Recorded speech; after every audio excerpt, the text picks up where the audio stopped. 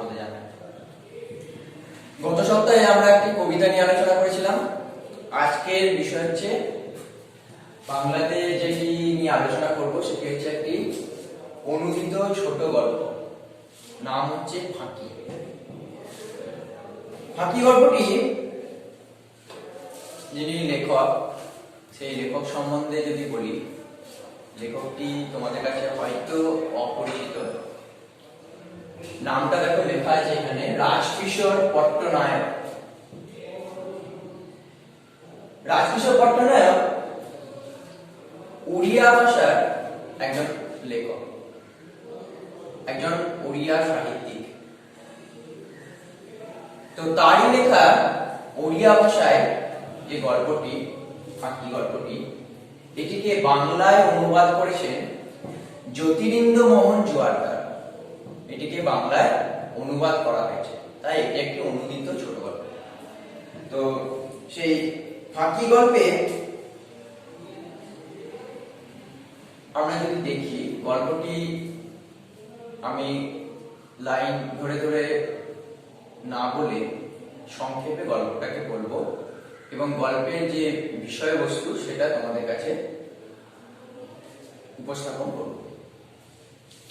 তো গল্পের মধ্যে দিয়ে আমরা যদি দেখি, তাহলে প্রথম থেকে গল্পের শুরু থেকে শেষ পর্যন্ত গল্পের কেন্দ্রে রয়েছে একটি আম গাছ। সেই আম গাছকে কেন্দ্র করে গল্পটি আবর্তিত হয়েছে। সেই আম গাছটি গল্পের মধ্যে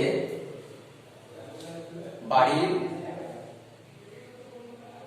সদস্য হয়ে উঠতে পেরেছে। তো গল্পের যে বিষয়, সেই বিষয়ের মধ্যে যাওয়ার আগে আমি কিছু কথা বলবো। সেটা হচ্ছে ফাঁকি গল্পের মধ্যে দিয়ে কে কিভাবে ফাঁকি দিচ্ছে সেটা আগে আমাদের জানা দরকার। ফাঁকি গল্পের মধ্যে দিয়ে কোনো মানুষের ফাঁকি দেওয়ার কথা বলা হয়নি, কিন্তু যে আম গাছটিকে কেন্দ্র করে গল্পটি লেখা, সেই আম গাছটি যেন মানব জাতির একটি প্রতিনিধি হয়ে উঠতে পেরেছে এবং তার শেষ পর্যন্ত ঝড়ের রাতে ভেঙে পড়া এবং তার যে মৃত্যু, সেই আম গাছটি যেন এখানে মানব জাতির একটা প্রতিনিধি হিসাবে লেখক বর্ণনা করেছে। সেই আম গাছটির নিঃশব্দে মানুষের কাছ থেকে চলে যাওয়াকে কবি এখানে ফাঁকি বলেছেন। তো ফাঁকি গল্পটি আমি সংক্ষেপে একটু বলছি তোমাদেরকে। গল্পটি পড়ার সময় একটু মন দিয়ে গল্পটি পড়বে। আর একটা জিনিস বলবো, যে গল্পটি পড়তে গেলে একটু সময় নিয়ে পড়ো।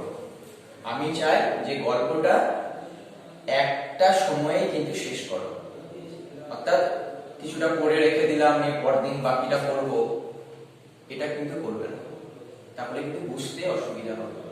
গোটাটাই যদি একসঙ্গে পড়ো তাহলে দেখতে গল্পটা আরো বেশি ভালো লাগছে। তো গল্পটি শুরু আমি এখানে যখন বলছি যে রাজকিশোর পট্টনায়ক ওড়িয়া সাহিত্যিক একজন, তো সেই উড়িষ্যার জায়গাকে কেন্দ্র করেই গল্পটি আমাদের বর্ণনা পাওয়া গেছে। তো গল্পের মধ্যে একটি ছোট্ট ছেলে রয়েছে, যার নাম হচ্ছে গোপাল। গোপাল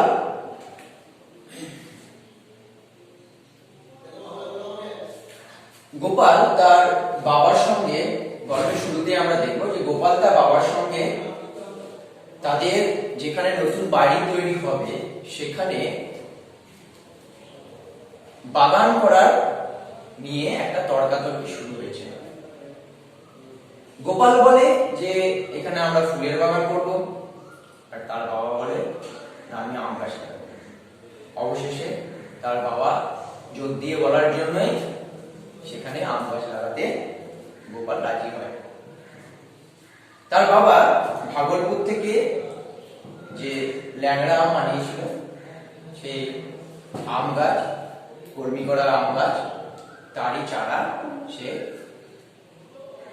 সেই বাগানে লাগাতে চায়। তো গোপালের ফুলের বাগান কিন্তু অবশেষে হয় না, সে আম গাছটি লাগানো হয়। সে আম গাছটি লাগাতে গিয়েও কিন্তু তার বাবার সঙ্গে গোপালের একটা তর্কাতর্কি হয়েছিল।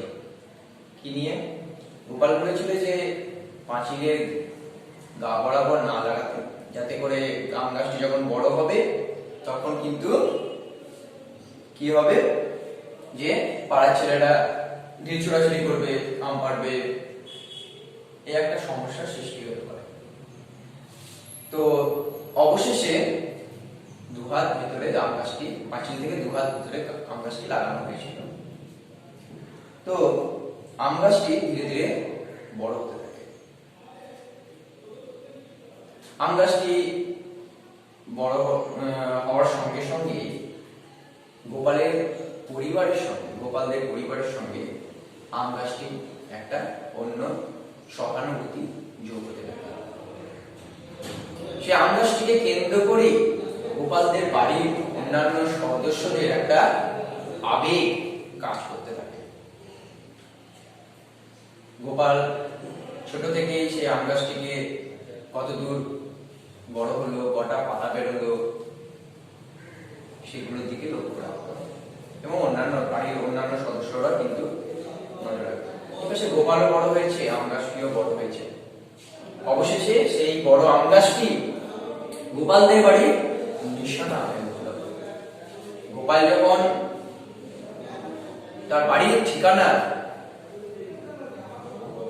কাউকে বলতো, তখন সেই আম গাছটির কথা সে বলতো। সে কি বলতো? সে বলতো তাদের বাড়ির ঠিকানাটা কি বলতো, দেখো এখানে লেখা আছে, তোমাদের 68 পাতায় যেটা দেওয়া আছে, দেখো বলছে সে বাড়ির নিশানা হয়েছে আম গাছটি। কেউ গোপাল বাবুকে তার বাড়ির ঠিকানা জিজ্ঞাসা করলে তিনি বোঝান, কাটজরি নদীর ধার বরাবর কুড়িঘাট পুলিশের ফাঁড়ির পশ্চিমে যেখানে পাঁচিলের মধ্যে আম গাছ দেখবেন সেখানেই আমাদের বাড়ি। অর্থাৎ আম গাছটি তাদের বাড়ির একটি নিশানা হয়ে উঠেছিল। অবশেষে সেই আম গাছটিকে কেন্দ্র করে তাদের মধ্যে নিত্য নতুন একটা চাহিদা, নিত্য নতুন একটা আবদার জন্মাতে থাকে। আম গাছের মধ্যে কখন গোল আসবে, আম গাছে আম আমরা পাবো কিনা, এই নিয়ে তাদের মধ্যে একটা ভাবনা দেখা যায়। গোপালদের বাড়ির সদস্যরা সবসময় সেই আম গাছের উপর নজর রাখে। এমনকি সেই আম গাছটি শহরের আশেপাশের লোকজনদেরও পরিচিত হয়ে যায়। দূরে কারোর বাড়িতে যদি পুজো থাকে, বিবাহ কাজ থাকে, তাহলে তারা আসে, আমের শাখা নিয়ে যায়। তো সেই আম গাছটি কিন্তু সেই শহরের একটি পরিচিত আম গাছ হয়ে ওঠে। সকলেই সেই আম গাছটির কথা জানে। সেই আম গাছটিকে অতি যত্নে গোপাল রেখেছিল। সেই আম গাছটিতে যখন পিঁপড়ে লাগলো, তখন গোপাল দেখলো যে পিঁপড়েতে গোলগুলো খেয়ে নিচ্ছে, সেগুলোকে সে দূর করলো। তার মধ্যে আম কখন আসবে সেটির অপেক্ষায় তারা রইল। অবশেষে সে গাছে আম ধরল। তারা খুবই সজাগ ভাবে সে আমগুলো পাড়ত এবং লোকজনদেরকেও দিত, তারা নিজেরা নিত। তো সেই সঙ্গে সঙ্গে যেটা হয়েছে যে আম গাছটি খুবই আদরের মধ্যে দিয়ে গোপালদের বাড়িতে বড় হয়েছিল এবং খুব যত্নে ছিল। বাড়ির একজন সদস্য যেন সেই আম গাছ। অবশেষে সেই আম গাছটির উপরে একটি কিন্তু বিপদ দেখা দিল। যুদ্ধের সময় উড়োজাহাজ থেকে বোম পড়ার ভয়ে সরকারের লোকেরা কি করলো, সুড়ঙ্গ করলো। আর সেই সুড়ঙ্গ এসে পড়লো ওই আম গাছটির গোড়া পর্যন্ত, যার ফলে কি হলো, আম গাছটি দুর্বল হয়ে পড়ল এবং পূর্ব দিকে কিছুটা হেলে গেল। আম গাছটি যাতে পড়ে না যায় তার জন্য কি করা হলো, পেয়ারার ডাল দিয়ে তাকে ঠেকা। তো এইভাবে আম গাছটি একটা বলা যেতে পারে মানুষ খোঁড়া হয়ে গেলে যেমন তার হাতে লাঠি দেওয়া হয়, সেইভাবে যেন আম গাছটিও যেন খোঁড়া হয়ে গেছিল। তাকে যেন একটা লাঠি দিয়ে ঠেকা দেওয়া হয়েছিল এবং বাঁচিয়ে রাখা হয়েছিল। তো এইভাবে চলতে থাকলো। চলতে চলতে সেই প্রিয় আম গাছটি গোপালের কাছে একটা বন্ধুর মতো হয়ে উঠল। এখানে একটা লাইন আছে, দেখবে, ঠিক বন্ধুর মতোই গাছ সব কথা লুকিয়ে রেখেছে। বন্ধুর মতোই গাছ সব কথা লুকিয়ে রেখেছে। বন্ধুরা কি করে,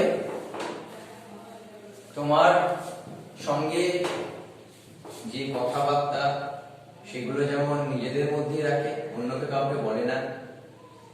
তার সঙ্গে তোমার যদি একটু ঝগড়াও হয়, রাগারাগিও হয়, সেগুলো যেমন নিজেদের মধ্যে থাকে, তেমনি গোপাল সে আম গাছটিকে কি করত, তাদের চলার পথে অনেক আম গাছের ডালটি নেমে এসেছিল, তার পাতাগুলো কি হতো, বৃষ্টির সময় সে পাতার মধ্যে যখন জল লেগে থাকতো, তাদের যাতায়াতের পথে সেই জলগুলো তাদের মাথায় লাগতো। তো গোপাল কি করতো, তার মায়ের অজান্তেই সেই পাতাগুলো ছিঁড়ে ফেলতো, ডালগুলো কেটে ফেলতো, কিন্তু গাছ কিন্তু সেই ক্ষত চিহ্নগুলো পাতা দিয়েই আগলে রাখতো।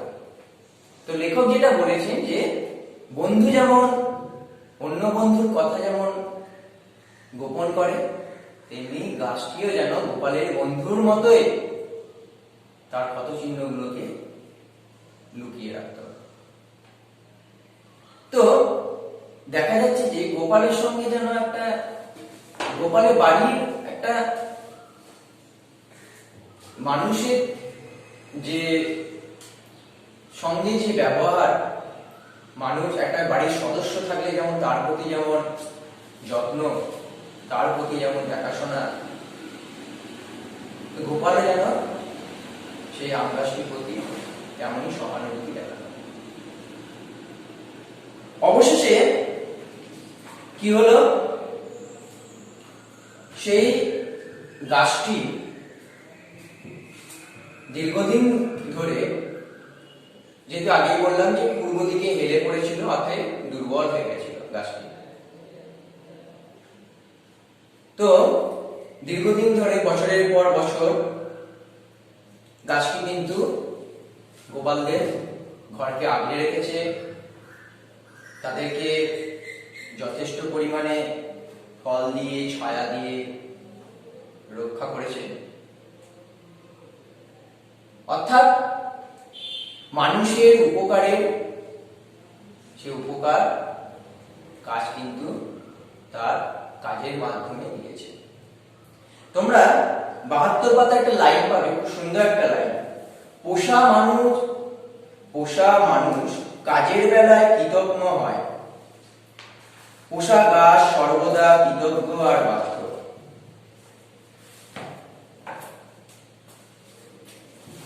কৃতজ্ঞ মানে কি?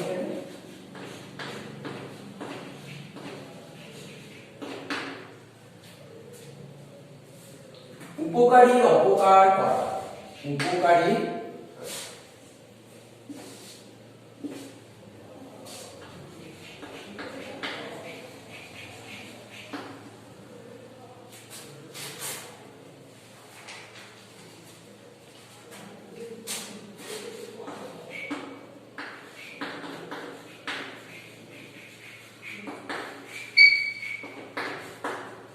উপকারীর অপকার করা বা করে যে, তাই তো?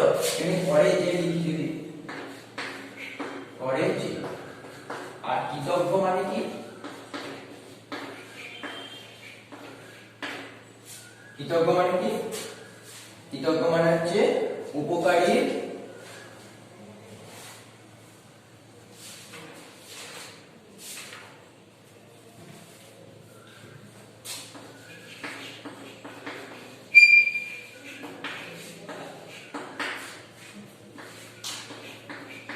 উপকার করে যে বা মনে রাখে। দুটো শব্দের মধ্যে পার্থক্য আছে, কৃতজ্ঞ আর কৃতজ্ঞ। তো পোষা মানুষ কাজের বেলায়, মানুষের কাজে, মানুষ দেখা যায় যে মানুষের অনেক সময় তুমি যদি উপকার করো, অনেক মানুষ আছে তার বদলে তোমার অপকার করে, সেই উপকার তোমার কিন্তু অনেক সময় মনে রাখে না। কিন্তু গাছ কিন্তু, গাছের বেলায় সেটা কিন্তু নয়, গাছ কিন্তু সর্বদাই আমাদের কাছে কৃতজ্ঞ। আমরা গাছকে যতটা পরিমাণ দিই, গাছ কিন্তু তার থেকে বেশি আমাদেরকে দেয়, তার ফুল দিয়ে, ফল দিয়ে, ছায়া দিয়ে আমাদেরকে কিন্তু অনেক কিছুই দিয়ে থাকে। তো আম গাছটিও গোপালদের বাড়ির কাছে কৃতজ্ঞ ছিল, সে বছরের পর বছর তাকে কিন্তু অনেক কিছুই তাদেরকে দিয়ে গেছে, কখনো কিছু চায়নি। কিন্তু শেষ পর্যন্ত কি দেখা গেল, সেই গাছটিতে নিচের দিকে উড়িয়ে খেয়ে নিচ্ছে। আগে তো গাছটি পূর্ব দিকে হেলে গেছিল, এবং শেষ পর্যন্ত কি হলো, গাছটিকে উড়িয়ে খেয়ে নেওয়ার জন্য আষাঢ়ের এক ঝড়ের রাতে গাছটি কি হলো, পড়ে গেল। গাছটি আর বেঁচে নেই। সেই বাড়ির সদস্যদের কাছ থেকে নিঃশব্দে সে রাতে গাছটি যেন সবাইকে ছেড়ে চলে গেল। তাহলে দেখাচ্ছি, কবি লেখক এখানে দেখাচ্ছেন যে একটা সদস্য, আম গাছটি ছোট থেকে বাড়িতে ছিল, সে আস্তে আস্তে বড় হয়েছে, অন্যান্য সদস্যদের সঙ্গে সে সহানুভূতি, অন্যান্য সদস্যদেরকে সে সহানুভূতি পেয়েছে, সে গাছকে কেন্দ্র করে সবারই একটা আবেগ, গাছকে কেন্দ্র করে সবারই একটা ভালোবাসা, অনেক চাহিদা, আবদার জন্মেছিল। বাড়িতে যেমন একটা ছোট্ট শিশু আস্তে আস্তে যখন বড় হয়ে ওঠে, সে যখন বৃদ্ধ বয়সে গিয়ে পৌঁছায়, তখন কিন্তু মার গাছের জীবনও সেরকম, গাছের একটা পর্যায়ে রয়েছে। তো এখানে বাড়ির একটা সদস্য যেন গোপালদের কাছ থেকে ছেড়ে চলে গেল, তার মৃত্যু ঘটল। অবশেষে সেই গাছটির কথা কটকের একটি খবরের কাগজে, মৃত্যু সংবাদ খবরের কাগজে বেরোল। এবং এখন কিন্তু সেই বাড়ির ঠিকানা বলতে গিয়ে গোপাল কিন্তু আর সেই গাছের কথা আর বলে না, কারণ সেই গাছটি তো পড়ে গেছে, সেই গাছটি মারা গেছে। তো এখানে দুটি সত্তাকে আমরা দেখতে পাচ্ছি। একটা হচ্ছে তোমার, যদি দেখি যে গোপাল আর তার সদস্য, বাড়ির অন্যান্য সদস্যরা এখানে মানব জাতির প্রতিনিধি হিসাবে রয়েছে, আর এখানে বৃক্ষ প্রতিনিধি হিসাবে রয়েছে আমাদের এই আম গাছটা। তো সেই আম গাছের সঙ্গে মানুষের যে যোগাযোগ, এবং সেই আম গাছকে কবি এখানে, লেখক এখানে কি দেখিয়েছেন, একটা বাড়ির একটা সদস্য হয়ে ওঠা দেখিয়েছেন। আর সেই বাড়ির সদস্য হিসাবে সে আম গাছটির অস্তিত্ব, সেটা কিন্তু অনেকটাই গুরুত্বপূর্ণ ছিল। তাই তার চলে যাওয়াটা সকলের কাছে বেদনার।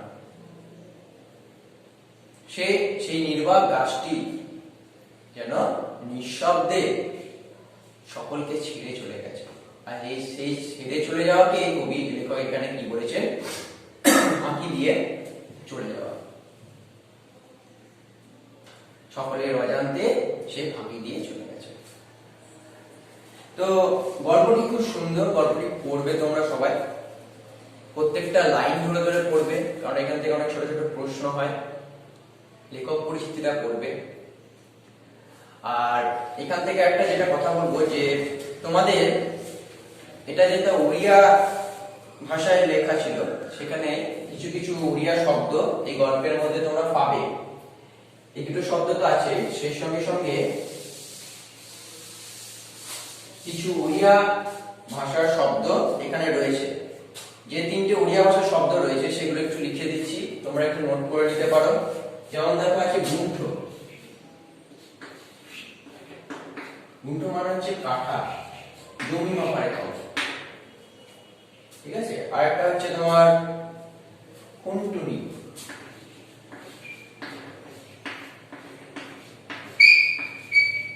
কুন্টুনি মানে হচ্ছে লগি, যেটা দিয়ে আম পারে বা অন্য ফলগুলো যাতে পারা যায়, আকর্ষি যেটাকে বলা হয়। আর একটা হচ্ছে পাবে পাবে।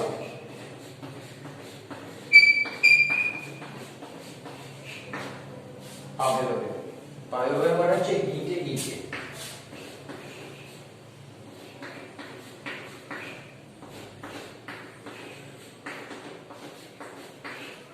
এগুলো একটু লিখে নিতে পারো, এই তিনটে ওড়িয়া, এগুলো হচ্ছে ওড়িয়া শব্দ, ওড়িয়া ভাষা শব্দ।